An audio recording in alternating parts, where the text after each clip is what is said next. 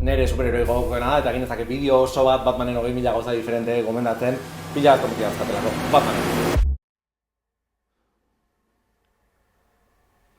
Guazen astera.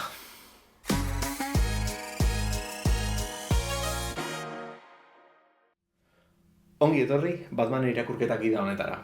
Hasi baino lehenago 3 harreman dizkizuet. Lehenengoa, badakit bideo luzea dela eta horregatik atalak kapituluak egin dizkiot eta bideo guztia 3 ataletan banatu dut. Bigarren, esan nahi dizuet, hau irakurketak gida bat dela. Eta hau ez da Gorka Urbizuren diskoari omenaldi bat edo horrelako ezerrez. Besterik gabe esan nahi da hau ez dela gida definitibo bat, edo norentzat perfektua izango den gida bat. Hau nere gida da, nik gomendatuko nizkizueken Batmanen komikiekin eta nere gustoak hor kontuan eukita. Esate baterako, nik niretzat Batman irakurtzeko modu honena, Batman modernoa irakurtzea da. 21. mendeko Batmana. Eta beraz, atal batzutan hortan zentratuko gara. 2006tik aurrera atera diren Batmanen komikietan. Klasiko batzuk ere aipatuko ditugu noski, baina zuen helburua Batman guztia irakurtzea baldin bada 30 alditik aurrera, aurrera, baina hau ez da zuentzako gida. Eta 3. eta azken oharra, hemen erakutsiko dizkizudan komikiak nik erositakoak dira. Erresumatuan bizi nintzenean ingelesez erosten dituen, eta ni Donostiarra izan da, Hego Euskal Herrian egonda, Espainiar estatuan kaleratzen diren edizio asko dauzkat baita ere. Orduan izenburuak gazteleraz eta ingelesez partekatuko dituzuekin, eta hemen ikusiko dituzen formatuak Donostian erosi daitezkenak dira. Ipar Euskal Herrian baldin bazaudete, ziurrenik frantsesez erosi beharko dituzue, eta horiek nola editatzen diren ez daukat ideiarik, beraz ikerketa pixka bat egin beharko duzue. Eta hau aipatuta, goazen albezain azkarren astera, bideo hau luze xamarra izango eta. Goazen lehenengo atalarekin, solte irakurri daitezken Batmanen komikiekin. Jarraian aipatuko dizizudan komikiak irakurtzeko, ez da beharrezkoa beste ezer irakurtzea. Hau da, hauetako bat aukeratu dezakezue, eta lehenagotik beste ezer irakurri gabe hemendik hasi zaitezkete. Gainera askok ez dute jarraipen handirik, eta beraz, bilduma osoa egin nahi izatekotan, 3-4 komiki erosi beharko dituzu besterik ez.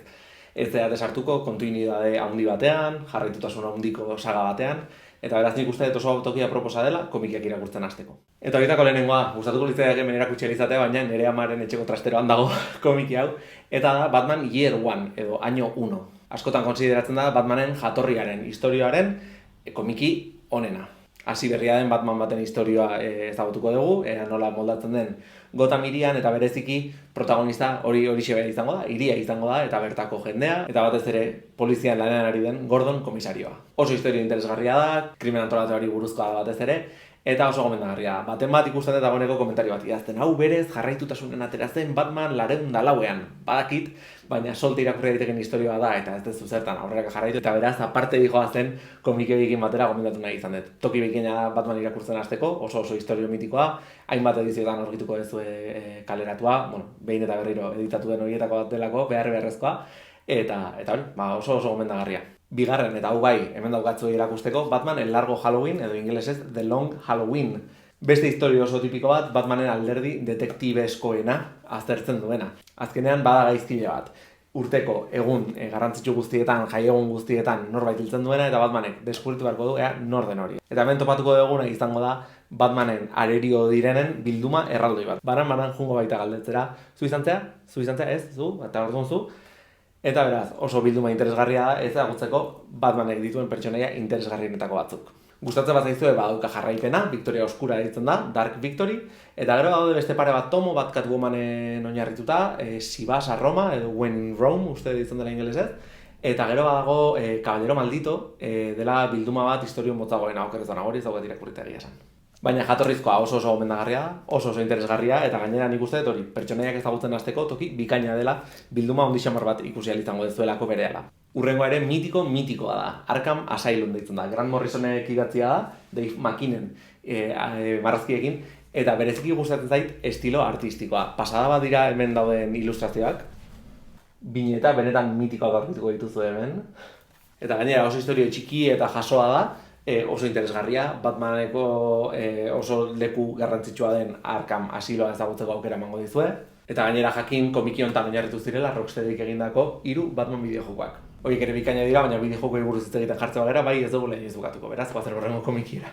Komiki hau ez eta inbestetan gomendatua ikusten, eta esan ere izugarri gustatzen zaiten komiki bat izan da, zerrendan sartzeko aukera hartu nahi izan dut. Batman, El Príncipe Oscuro ditzen da, Dark Prince Charming, eta nideten edizio hau 2 tomotan kaleratu zen, biak nahiko finak dira, baina ikusten ez duen bezala handiak, Baina geroztik kaleratu da baita ere formato arruntago batean, bi tomoak elkarrekin batzen diren, liburu tamaina normalago batean. Hau Batman irakurtzen hasi nintzanean, irakurri nuen lehenengotariko komiki bada, eta horregatik kariño handia diot azken finean, baina gainera, ilustrazio oso polita dauzka, oso pelikuleroa da, baldin bazatozte Batmanen pelikulak ikustetik, egia esan nahiko gomendagarria da hemendik hastea, eta historio nahiko sinplea daka, eta komplikazio handirik ez daude pertsonaia gehiegi horrelako ezerrez, eta orduan oso atsegina da irakurtzen hasteko. Azken urtetan, mitikoa bihurtu den beste bat, Caballero Blanco da, edo Batman White Knight. Beste behin hau ez daukat eskuetan erakusteko aukera, baina gomendatuko dizuet, oso historio kuriosoa delako. Eta goneko ezagutza baldin badezuet Batmanen mitologia nahiz eta oso maila oinarrizkoan izan, pelikulengatik, bideojokungatik edo dena delakoa, honek buelta interesgarri bat ematen du azkenean. Zer gertatuko litzateke Joker zintzoa balitz. Eta historio original bat sortzen du, inolako kontinuitaterik gabekoa, ez duzu beste Batman guztia ezertarako irakurri behar, bere mundu propioa sortzen du. Eta egia esan oso ondo funtzionatzen duen historia da, oso diferentea, oso originala, eta oso kuriosoa. Saga bat bilakatu dute nola esateko, tomo gutxi batzuk atera dituzte, eta lehenengo bideak nahiko ondo daude, hori White Knight eta Curse of the White Knight, edo La Maldición del Caballero Blanco, uste deitzen dela gazteleraz. Baina adibidez gero atera zuten lotura bat Harley Quinnekin eta hori zaiten bat ere gustatu, eta geroztik pista galdu diot. Baina lehenengo bideak behintzat oso ondo daude. Eta bukatuko dugu beste supermitiko batekin, Frank Millerren El Regreso del Caballero Oscuro edo Dark Knight Returns. Hau Batmanen mitologian super garrantzitsua den komikia da, gero beste komiki asko eta inkluso pelikulak oinarritu dituzte hemengo edukian, eta saga bat bilakatu zuten hau ere. Esan dizuet gauzak solteak irakurtzeko sekzioa zela hau, baina beti dago aukera erosten jarraitzeko komikien munduan. Eta beraz, badukazue Dark Knight Returns, gero bigarren bat El Contraataque del Caballero Oscuro, eta hirugarren bat El Caballero Oscuro, La Raza Superior. Ikusten duzuen bezala gero ez da lodiagoak dira komiki hauek. Lehen da biztikoa, mitikoa da eta gomendatuko nizuek irakurtzeko, oso interesgarria da, maijoku batera adaptatu dute inkluso, benetan oso garrantzitsua izan dela obra bezala, eta gainera oso ondo dago, inolako zalantzari gabe irakurri duten Batmanen komiki mitikoenetakoa da. Bigarrenak niri, ez zigan graziarik egin, eta bere garaian Twitterren idatzi nunean norbaitek erantzun zian, nik esan nun komiki itxusia zela eta erantzun ziaten, ez itxusia da, feista, eta onartu dezaket. Agian momentuan enengoen prest, ni horrelako komiki bat irakurtzeko, baina egia da nahiko bajoia izan zela. Hori bai, hirugarrena oso ondoztegola entzunulako irakurri nun bigarrena, eta merezi izan zuen esportzuak. Hirugarrena mundiala irutu zitzaiten, Frank Millerrekin batera, Brian Azzarellok idazten duelako, eta nahiz da oso luzea izan, eta ikusten duzuen bestela deluxe edizioan bereziki material pila bat biltzen duten, dena oso ondo dago, eta oso interesgarria da sortzen duen unibertso osoa. Beraz, nik gomendatuko nizueke a tope, saga hau.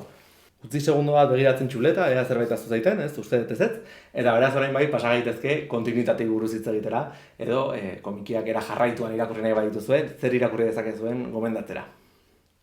Batman asko irakurtzeko balin badaukazue, bereziki ikusi nahi balin badazue nola eraldatu den pertsonaia urtetan zehar, kontinuitate batean sartu beharko zerat, ez da esan nahi du horrek, hilabetero argitaratzen diren komikietan sartu beharko zeratela. Ontarako laguntza pixka bat emango dizuet, ze 2006tik gaur arte gertatu diren gauzak gutxi gora bera oso maila altuan azaltzen saiatuko gain naiz. Batmanen 21. mendeko komikiak ulertzen saiatzeko 3 garai ezberdinduko ditugu denbora guztian. Lehenik eta behin 2006an hasi zen garaia Grant Morrison gidoilariarekin. Garai horrek urte batzuk iraun zituen, New 52 iritsi zen arte. Nuevos 52 bezala izan zen ezaguna Espainiar estatuan, eta hau izan zen reinizio oso bat DC osoarentzat. Hau da, ordura arte zeuden komiki guztiak bukatu egin ziren eta berriz hasi ziren zerotik bat zenbaki banarekin. Azkenik, 2016 inguruan uste dut, zaleak nahiko decepzionatuak zeudelako New 52 horrekin, renacimiento edo rebirth egin zuten. Eta nolabait, bateratu egin zituzten hasierako garaioiek eta New 52 egindako berrikuntza guztiak. Hau horrela esan da pixkaldi osoa da, eta berehala ikusiko ez zergatik denen garrantzitsua, baina beharrezkoa da ulertzeko ze 3 garai ezberdin egon diren Batmanen mitologian 21. mendean zehar. Eta aldi berean, garai guztitan, Batman 2 aldizkari ezberdinetan kaleratu da. Alde batetik Batman deitzen dena, eta beste alde batetik Detective Comics deitzen dena.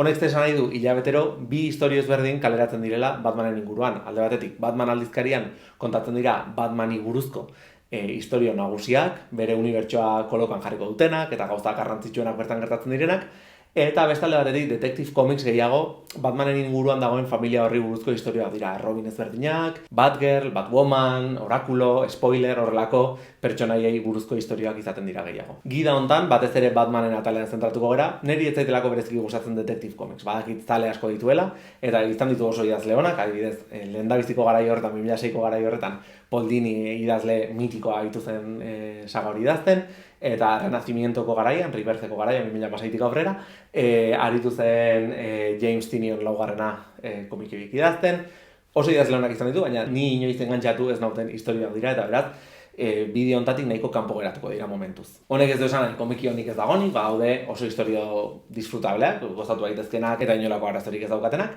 baina orokorrean ez dira ingarrantzitsuak Batmanen kanonarentzat nolabait esateko, eta beraz, gida hontan ez ditugu hain beste aipatuko. Hortaz, hau azalduta guazen komiki konkretoi buruz hitz egitea. 2006an hasten da gure abentura hau. Esan bezala, Grant Morrison idazlearekin. Eta ze komiki idatzi zuen? Batman and Son, Batman e Hijo bezala publikatuta Espainiar estatuan. Oso komiki emozionantean, nik uste azken urtetan Batman mitologia jaso duen aldaketarik nagusienetako bat, Damian Waynen pertsonaia da. Batmanek, Bruce Waynek, seme bat izan baitu. Eta lehendabiziko komiki honetan ikusiko dugu nola sortzen den beraien arteko relazioa, nola deskubritzen duen Bruce Waynek seme bat duela, eta ze paper hartuko duen hemendik aurrera Batmanen mitologian pertsonaia horrek. Honen ondoren, Grant Morrisonen saga jarraitza baldin badezue, hainbat tomo daude, eta hemen pixka denetik aurkituko dezue. Alde batetik badaude oso tomo potenteak, eta bestalde batetik badago nahiko betelana ere bai. Bilduma honetan adibidez aurkituko dezue bigarren alea dela Grotesk deitzen den komiki bat. Ez dena bat ere ona, ez da berezik interesgarria, eta ez da Grant Morrisonek idatzitakoa. Editorialek kaleratzen dituzte, kompletistak geran hori, diru pixka bat gehiago ateratzeko. Hori bai, liburuen bizkarrean zenbakiak dituzte, eta beraz, zuen liburutegian ez baldin badituzue utxunean nahi, ziurrenik erosi egin beharko dituzue, niri gertatu zaidan bezala. Baina, sagako komiki nagusiak egia esan oso ondo daude. La Resurrección de Ra's al Ghul, primeran dagoen komikia da, oso divertigarria. Eta nik aspaldi irakurri nuen komiki bat, Batman guztia irakurtzen hasi aurretik. Gero daukagu El Guante Negro, beste historio oso interesgarri bat, baina agian, garai honetako garrantzitsuenetakoa, Batman Rip da. Bueno, izenburua pixkat spoiler da, baina lasai ez da zer gertatzen bukaera jakiteagatik. Komiki honetan, Batman hil egingo da, eta beraz Gotham bere superheroi garrantzitsuenik gabe geratuko da. Pixka decepzionanta nola hau guztiz ulertzeko irakurri behar den Final Crisis deitzen den gertakizuna edo eventoa. Baina, egia esan oso komiki interesgarria da, asko gustatzen zaizkit Grant Morrisonen ideiak, eta hemen agertzen den pertsonaia bat Zur-En-Arrh deitzen dena, niri Batmanen mitologian gehien gustatzen zaiten gauzetakoa da. Ez dizuet zehazki kontatuko zer den, ze movida bastante handia da, baina oso interesgarria, eta beraz, gomendatuko nizueke honi begiratu bat emateko. Batman hil ondoren norbaitek hartu behar zuen paper hori berriro Gothamen. Eta horregatik kaleratu zuten La Batalla por la Capucha, The Battle for the Cowl, uste ditzen dela ingelesez. Bi ataletan dago argitaratuta, egia esan relleno kriston pila daka, ez da bereziki merezi duen historio bat, beraz, ez bazaizu bereziki inporta nola gertatzen diren gauzak eta jakitearekin zer gertatzen den nahiko alin badokazue, gomendatuko nizuke zuzenean, Batman eta Robin seriera pasatzeko, Grant Morrisonek idatzi zuen urrengo gauza. Eta Batman and Robinen, Batman berri bat daukagu, hau ez da Bruce Wayne, hau Dick Grayson da, orain arte Nightwingen papera egiten aritu dena, eta orain Batman izateko ardura hartu duena. Formato pikin bat aldatu zuten garai hontan, historio laburragoak egiten hasi ziren hain luzeak diren arkoak izan ordez, eta hortaz, oso harin irakurtzen diren historia dira, oso divertigarriak, egia esan bi pertsonaien arteko relazioa oso divertigarria da irakurtzeko, zeberaien arteko bronkak eta oso ondo daude. Eta Batman and Robinek 3 tomo dauzka horrelakoak, beraz, interesatzen bat zaizu egia esan, nahiko azkar irakurri daiteken serie bat da. Baina noski komikien munduan inorez da betirako hiltzen, eta horregatik, Grant Morrisonek ere idatzi zuen El Regreso de Bruce Wayne. Hemen ikusi ahal izango dugu nola itzuli zen Bruce Wayne Gotham hirira. Eta hori eta gero, Grant Morrisonek serie berri bat hasi zuen, Batman Inc. deitzen da, eta oso proposamen interesgarri bat zen. Azkenean Batman saiatuko da sortzen, sare bat mundu osoan zehar Batman ezberdinak egon daitezen, hiri ezberdinetan gaizkileei aurka egiten. Zoritxarrez hori argitaratuta nahiko gaizki dago, nahiko irregular dago, ze garai baten amaiera da. Esan bezala, 2012an unibertsoa berrabiarazi egin zuen dezek, eta hortaz serie guztiak bukatu egin ziren. Batman Inc. erdizka geratu zen, eta aurrerago jarraipen bat egin zioten, eta pixkat lio da hori irakurtzeko, sentitzen dut. Baina zorionez, 2012an hasi zen garai horretan, dena zerotik hasi zuten, eta hor beraz garai hori irakurtzeko gomendatzea oso erresa da. New 52 hasi zenean, Scott Snyderrek hartu zuen idazteko ardura, eta Greg Capullock marraztekoa, bikote mitikoa bihurtu ziren, eta pila bat zer egin dituzte elkarrekin geroztik, egia esan, gehienak oso gomendagarriak, eventoa handi xamar batzuk ere berai eman dizkie, adibidez metal deitzen diren gerrak. Bueno, hori ikertu nahi baldin badezu, hor daukazte, baina Batmanei buruz hitz egiteko oso erresa da, beraien garaia honekin hasten da. Batman, el Tribunal de los Búhos. Court of Owls, deitzen da inglesez, eta da nere komiki kutxunenetako bat. Izugarri gustatzen zaiten historia bada, eta gainera, abantaila da, lehendabiziko alea dela, beraz. Ez da, zer jakin behar hau irakurtzen hasteko, eta interesatzen bat zaizue jarraitu dezakezuen. The New 52 garai honek, 52 ale iraun zituen, kasualitatea, eta gehienak oso ondo daude. Hasieran Grant Morrisonen atalean azaldu duten bestela, badaude hain onak ez diren tomo batzuk, baina orokorrean kalitatea oso ona da, eta ez direnez tomo gehiegi egia esan gomendatuko nizuke bilduma guztia egiteko. Badaudelako oso arko interesgarri batzuk. Eta batzuk nahiko eragin izan dutenak Batmanen kanonean. Gainera, gustatzen bat zaizue, inmediatamente urrengoa dena, La muerte de la familia, edo Death of the Family deitzen dena, Jokerren historia da. Eta beraz, segununa, interesa handia eukiko dezue, pelikuletako gaizkile garrantzitsuena delako. Baina esan bezala, saga guztia da oso interesgarria, hemen ez daukago asko ez gehiago komentatzeko, garai oso gisa delako. Batetik hasi eta 52 arte irakurri behar da, baina horrelako 10 liburu ingurutan bildu da dena, hasi que lasai ez dituzela grapak bilatu beharko. Eta lehenago esan bezala, New 52 eta gero Batmanen 3. garaia hasiko da, Rebirth edo Renacimiento deiturikoa.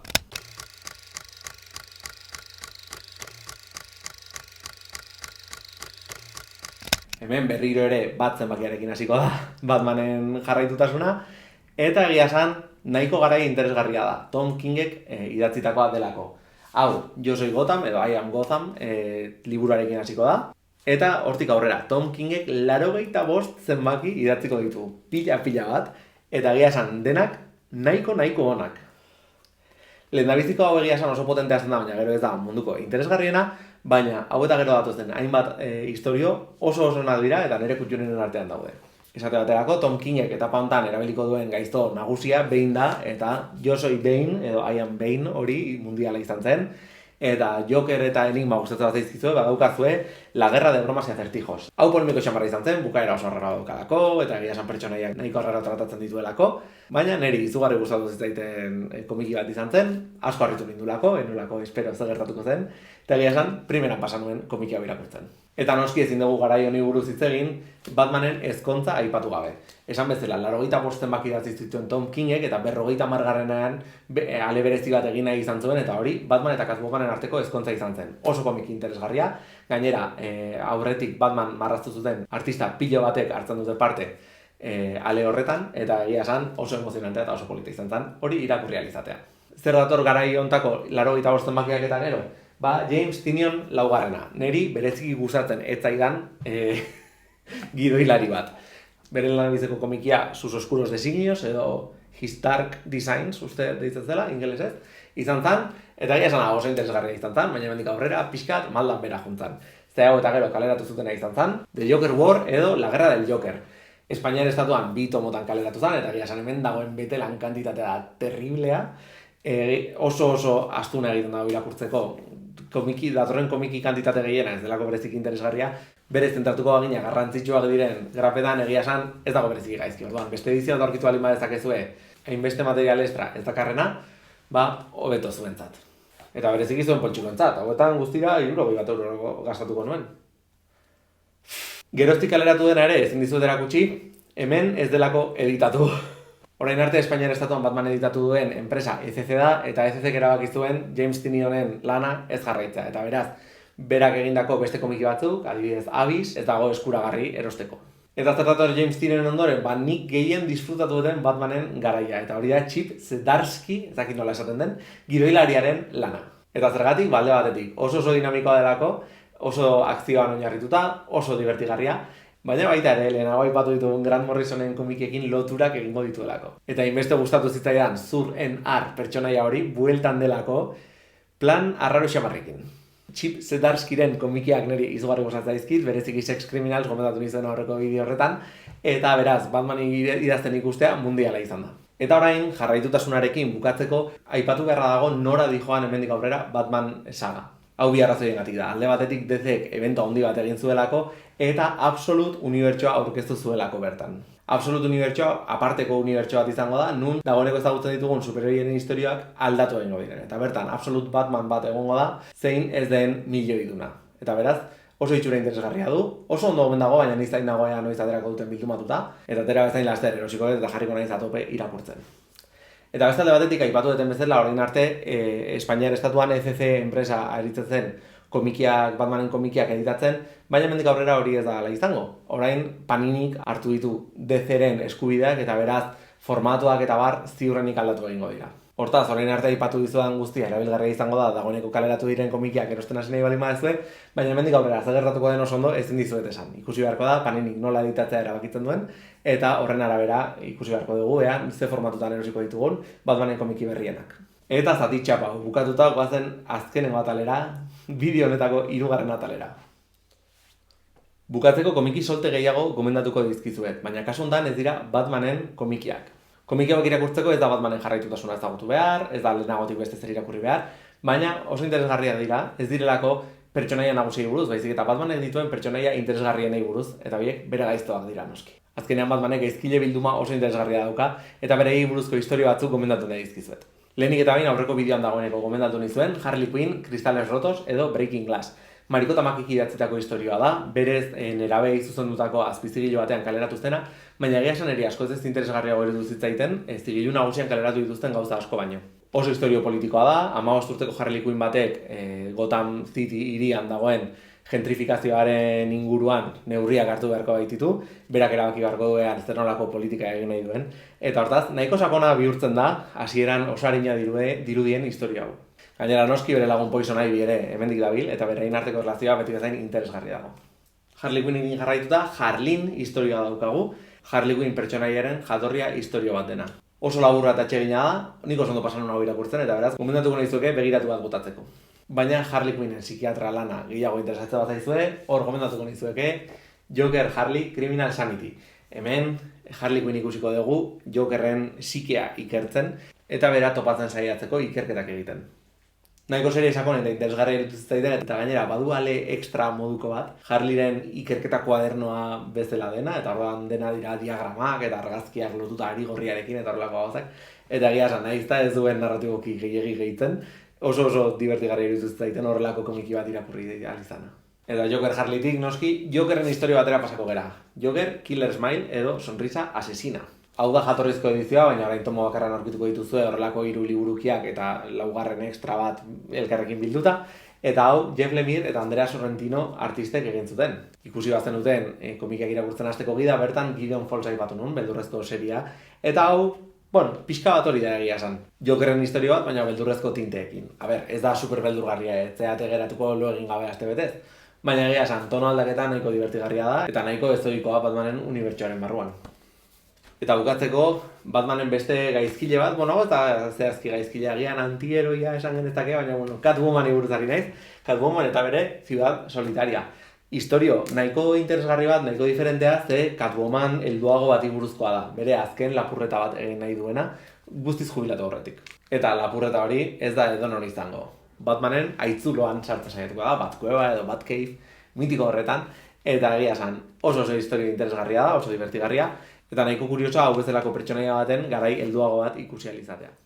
Eta honekin bai bukatutzat emango dut nire Batmanen irakurketa gida hau, esan bezala. Ez da gida kompleto bat. Agian egongo dira beste komiki batzuk irakurri beharko zenituzketenak, edo agian badaude komikiak Batmanenak gehiago gustatzen zaizkizuenak. Hala baldin bada, idatzi iruzkin bat bideo honen azpian, eta gomendatzen dituzuen Batmanen komikiak irakurta dauzkan, eta bestela apuntatuko ditut nire erosketa zerrendara gehitzeko. Espero dut interesgarria irudituko zitzaizuela bideo hau, badakit pixka txapa izan dela, eta gauza asko azaldu behar direla, garaiak direla, edizioak direla. Espero dut zuen intereseko zerbait aurkituko zenutela, eta zerbait berria irakurtzera animatuko zeratela. Azkenean niri izugarri gustatzen zaituen pertsonaia Batman, ikusi dezakezun bezala, eta beraz, maitasun handiz egin dut gida hau, eta espero dut maitasun hori kutsatzea pixka bat zuei ere bai. Eta orain Batmanekin egunean nagola, beste superheroe batzutan aldatu behar izan dut, orain hasi naiz X-Men irakurtzen, krakoa, garaia, osorik irakurri nahi dutelako. Eta besterik gabe, bukatutzat emango dut bideo hau. Laster eukiko dezuen ere berri, así que, hurrengora arte.